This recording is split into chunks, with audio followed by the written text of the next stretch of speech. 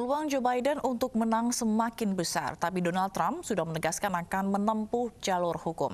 Dan untuk mengetahui perkembangan terbaru seputar pemilihan presiden, kita bergabung dengan jurnalis VOA, Vina Muptadi dari negara bagian Maryland.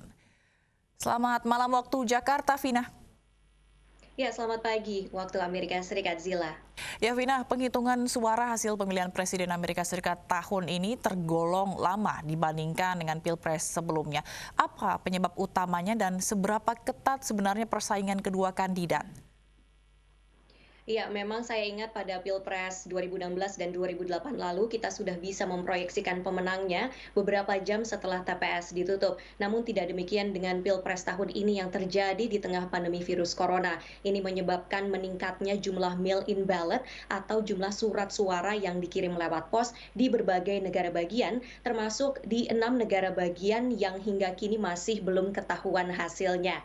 Dan berdasarkan proyeksi VOA hingga Sabtu hari ini ada Joe Biden yang unggul dengan 253 suara elektoral dan juga Donald Trump yang mengumpulkan 214 suara elektoral.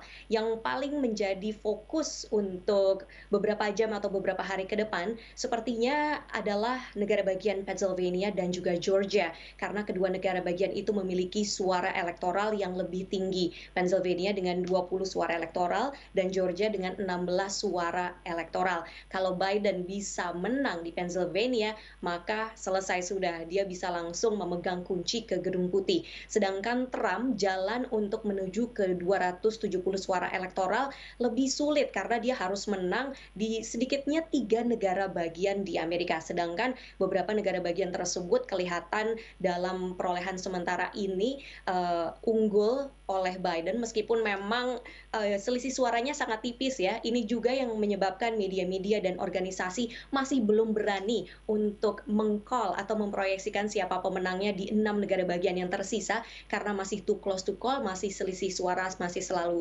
terlalu tipis dan masih banyak surat suara yang belum dihitung. Begitu, Zila. Baik, lalu Trump ini kan sudah menyatakan akan menempuh jalur hukum atas hasil Pilpres begitu. Apa saja gugatannya?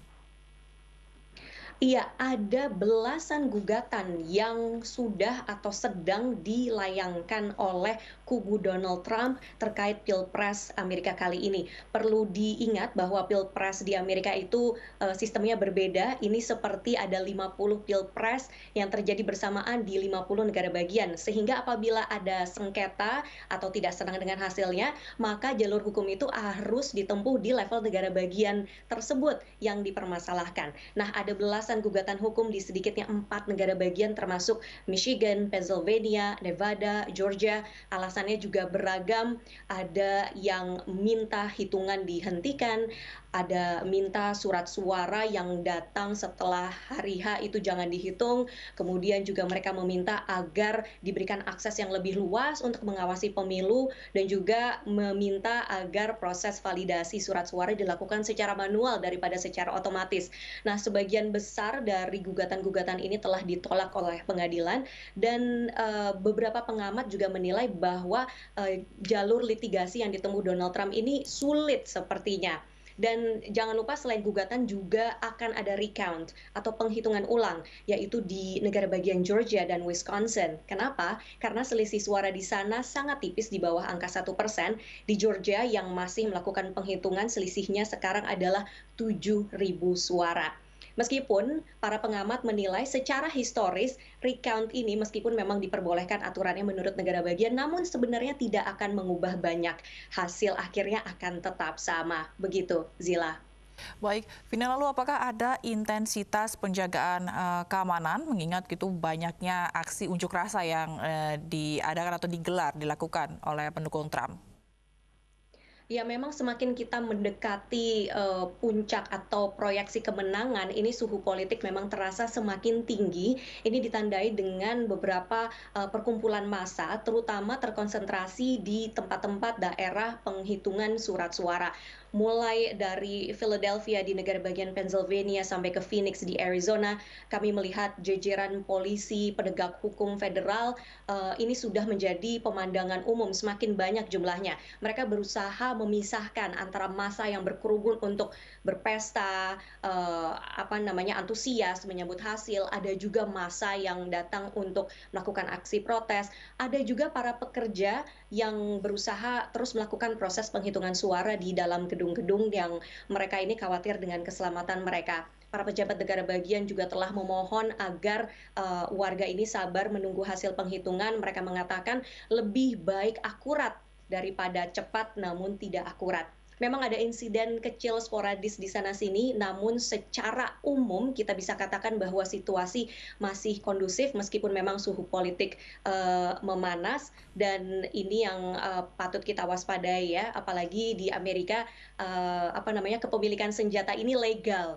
Jadi apabila situasi memanas, tentunya yang kita khawatirkan apabila orang turun berkerumun ke jalan, mereka membawa senjata dan sebagainya, dikhawatirkan timbul kekerasan yang mematikan. Zila. Baik, terima kasih Vina Muptadi atas laporan Anda langsung dari Amerika Serikat. Pemirsa, pemilihan Presiden Amerika Serikat tahun ini diwarnai polarisasi sangat tajam, bahkan dalam menyikapi penghitungan suara yang berlanjut 4 hari setelah Pilpres. Demo pro-Biden, pro-Trump, anti penghitungan suara, dan pro-penghitungan suara pun berlangsung di sejumlah kota, termasuk Philadelphia dan Washington DC. Di beberapa kota di Amerika Serikat, ketegangan terasa antara pendukung Donald Trump dan pendukung Joe Biden, terutama di daerah tempat perhitungan suara. Di Philadelphia, Pennsylvania misalnya, demonstran pro-Trump dan pro-Biden berdemo di depan Pennsylvania Convention Center, pusat penghitungan surat suara untuk negara bagian yang menentukan tersebut. Jumat pagi waktu AS, Capres Partai Demokrat menyalip Capres petahana Partai Republik Donald Trump dalam perolehan suara sementara di Pennsylvania. Pendukung Trump sebagian membawa spanduk, menuduh pihak lawan berupaya mencuri Pilpres, tuduhan yang juga dilontarkan Presiden Trump.